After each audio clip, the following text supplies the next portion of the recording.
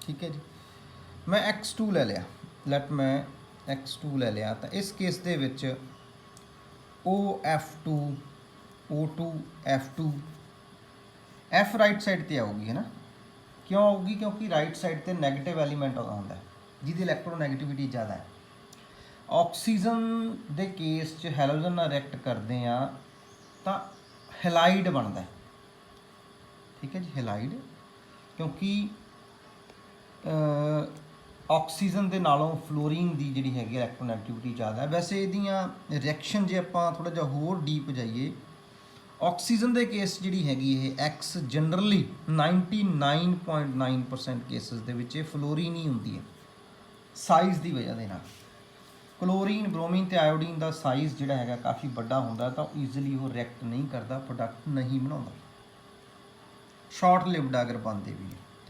बाकी एलीमेंट के केसिस के जो रिएक्ट करते हैं, मैं सल्फर की गल करदा, SX4 बन जाता है, SX6 बन जाता है, ठीक है जी।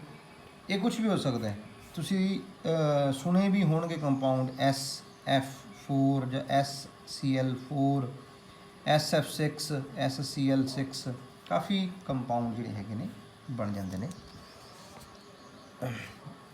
सॉरी, सल्फर के केस Cl6 नहीं आ सकता, फिर वो साइज़ की दिक्कत पैंदी है ना। 4 तक ही चलता, 4 वो भी कला फ्लोरीन आ सकता, ठीक है, क्लोरीन नहीं आ सकता। बाकी एलीमेंट के केस के विच सेम पैटर्न से 4 ते 6 जोड़े है ने ईजिली फॉर्म कर जाते हैं, क्योंकि साइज़ बल्कि हो जाता। हुण गल करते हैं, स्टार पॉइंट बनाओ,